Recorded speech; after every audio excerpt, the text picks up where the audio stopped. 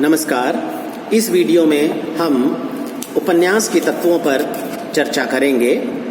संपूर्ण उपन्यास की कहानी जिन उपकरणों से मिलकर बनती है वे कथा वस्तु कहलाते हैं। यह उपन्यास की आधारभूत सामग्री है जो लेखक अपनी आवश्यकता अनुसार विस्तृत जीवन क्षेत्र से चुनता है। इसके चुनाव में लेखक के लिए पहली आवश्यकता यही होती है कि वे जीवन के ऐसे मार्मिक और रोचक प्रसंगों, घटनाओं और परिस्थितियों का चयन करें जो रुचिकर और प्रेरणास्पद हो। यथार्थ जीवन से कथा वस्तु को चुने जाने के कारण उपन्यासकार को यह ध्यान रखना चाहिए कि वह कपोल कल्पित न लगे और उसमें विश्वसनीयता एवं प्रामाणिकता की पुष्टि हो। कथानक ही उपन्यास की वह पूरी प्रक्रिया है जिस पर उपन्यास की विशेषता निर्भर करती है। कथानक चाहे जहाँ से भी ग्रहण किया जा सकता है, इतिहास, पुराण, जीवनी, अनुश्रुति, विज्ञान, राजनीति इत्यादि। लेकिन उपन्यासकार का प्रथम कर्तव्य यह है कि वह अपनी कथा वस्तु का निरूपण करते समय जीवन के प्रति सच्चा और ईमानदार हो, अर्थात उसकी कृति में मानव जीवन और मानव स्वभाव का सच्चा चित्र प्रस्तुत किया जाना चाहिए। सार्वभौमता उसका अनिवार्य गुण है। जब तक वह मानव जीवन के संघर्षों, उसकी कामनाओं और आकांक्षाओं, उसके राग द्वेषों, अभावों आदि का चित्रण नहीं करेगा, तब तक उसकी कृति का महत्व नहीं होगा। पात्र अथवा चरित्र चित्रण। उपन्यास में पात्र वह मूल शक्ति है जिसके सहारे जीवन, यथार्थ या परिस्थितियों का ब्यौरा दिया जाता है, अर्थात उपन्यास के भीतर परिस्थितियों को धारण करने वाला पात्र कहलाता है। पात्र जितने सजीव और यथार्थ जीवन से संबद्ध होंगे, उपन्यास उतना ही आकर्षक होगा। अतः जहाँ तक संभव हो सके सभी पात्रों को सजीव रूप में चित्रित किया जाना चाहिए। पात्रों के कार्यों और विचारों का पाठक के मानस पटल पर दीर्घकालिक प्रभाव पड़ना चाहिए। उपन्यासकार की महानता इसी बात पर निर्भर करती है कि उसके पात्र जितने समय तक पाठक के स्मृति पटल पर अंकित रहते हैं तथा उसकी भावना को किस हद तक प्रभावित करते हैं।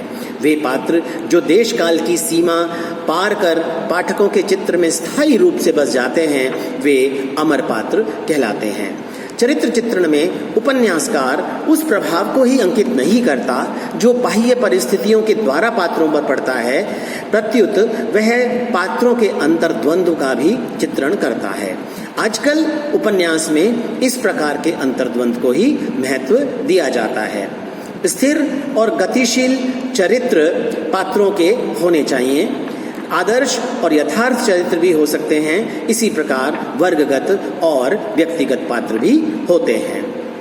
किसी भी उपन्यास में सफल चरित्र चित्रण के लिए मानव स्वभाव का सामान्य ज्ञान, मनुष्य के अंतर्मन का परिचय, उसके भावों, विचारों, राग द्वेषों, अंतर संघर्षों की जानकारी के अतिरिक्त सहानुभूति, कल्पना शक्ति तथा वर्ग विशेष की जानकारी पात्र अथवा चरित्र चित्रण के लिए अत्यंत आवश्यक है। कथोपकथन। उपन्यास में कथोपकथन से तात्पर्य है दो या दो से अधिक पात्रों का परस्पर वार्तालाप। कथोपकथन के प्रमुख उद्देश्य हैं पात्रों का चरित्र चित्रण, कथानक के प्रवाह में सहायता प्रदान करना तथा घटनाओं में तीव्र गति का संचार करना। कथोपकथन जितने पात्रानुकूल, स्वाभाविक, अभिनयात्मक, संक्षिप्त, सरल एवं प्रभावी होंगे, घटनाओं एवं चरित्रों में उतनी ही सजीवता आएगी। चुस्त, गटीले, चुटीले एवं प्रसंगानुकूल कथोपकथन से कृति में एक विशेष गरिमा का संचार होता है। लेखक का कौशल अन्य बातों में तो परखा जाता ही है, कथोपकथन में खास रूप से परखा जाता है। देश काल और वातावरण। उपन्यास में देश काल, वातावरण अथवा युग धर्म की सजीवता भी अति आवश्यक है। इसी कारण लेखक अपने उपन्यास में युग विशेष और देश विशेष की सामाजिक स्थिति, रीति रिवाज, आचार विचार, संस्कृति, सभ्यता और विचारधारा पर प्रकाश डालता है, जिससे उसका उपन्यास वास्तविक और सजीव बन जाए। पात्रों के कथन, क्रियाकलाप, वेशभूषा, खान पान, आचार विचार सब में युग धर्म की स्वाभाविकता झलकनी चाहिए। वस्तुतः उपन्यास मानव जीवन का चित्रण है जिसमें प्रधानतः मनुष्य के चरित्र का सजीव वर्णन रहता है। परिस्थिति तथा पृष्ठभूमि का चित्रण दो रूपों में होता है, एक तो समान और अनुकूल रूप में, दूसरे चरित्रों के लिए विषम और प्रतिकूल रूप में। पात्रों और उद्देश्यों के अनुसार उपन्यासकार दोनों ही स्थितियों का चित्रण कर हमारी कल्पना और अनुभूति को सजग करता है। सामाजिक उपन्यासों में तो लेखक अपने युग की देखी सुनी और अनुभूत पृष्ठभूमि देता है और पाठक के समसामयिक होने के कारण उसको जांचने और विश्वास करने का अवसर रहता है। आगामी युगों के पाठक के लिए तो सामाजिक उपन्यासकार सामाजिक और सांस्कृतिक इतिहास की सामग्री प्रदान करता है। इस तरह कथानक को वास्तविकता का आभास देने के साधनों में वातावरण मुख्य है। भाषा शैली। वस्तुतः उपन्यासकार भाषा शैली के माध्यम से ही अपनी अनुभूतियों को अभिव्यंजित करता है। भाषा में सरलता, स्वाभाविकता, सजीवता, भावानुरूपता, प्रभावोत्पादकता, स्वाभाविक अलंकरण, लाक्षणिक और व्यंजक प्रयोग, मुहावरे, लोकोक्तियां आदि कलात्मक प्रयोग व भाषा शैली, प्रत्यक्ष शैली, पत्र शैली, पूर्व दीप्ति शैली में से किसी एक शैली का प्रयोग कर सकता है।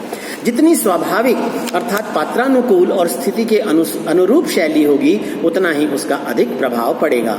उपन्यास की शैली संकेतात्मक न होकर विवृतात्मक होती है, क्योंकि उसे पूर्ण वातावरण और उसमें रस और भावों की सृष्टि करनी होती है। अतः पात्र की शिक्षा, संस्कृति और मानसिक धरातल के अनुरूप ही उसकी भाषा होनी चाहिए। इसके लिए पांडित्यपूर्ण व्यंग्य युक्त भाषा से लेकर ठेठ, प्रादेशिक और ग्राम्य भाषा तक का प्रयोग यथावश्यक रूप में किया जाता है। शैली के संबंध में सामान्य रूप से ये बातें ध्यान में रखने पर भी एक उपन्यासकार की शैली दूसरे से भिन्न होती है। प्रत्येक का अपना निजी अनुभव क्षेत्र, वातावरण, संस्कार एवं शिक्षा होती है। अतः जीवन को देखने और उसको चित्रित करने के अपने निजी ढंग होते हैं। उद्देश्य। साहित्य की सभी विधाओं का उद्देश्य आनंद प्रदान करना है। उपन्यास भी उससे वंचित नहीं है। साहित्य आनंद प्रदान करता है, किंतु वह सस्ते मनोरंजन का साधन नहीं बन सकता। उपन्यासकार को अपने उद्देश्य की अभिव्यक्ति इस प्रकार करनी चाहिए कि वह उपदेशात्मक न दिखे, बल्कि पाठक अपनी बुद्धि और विवेक के अनुसार निष्कर्ष निकाले।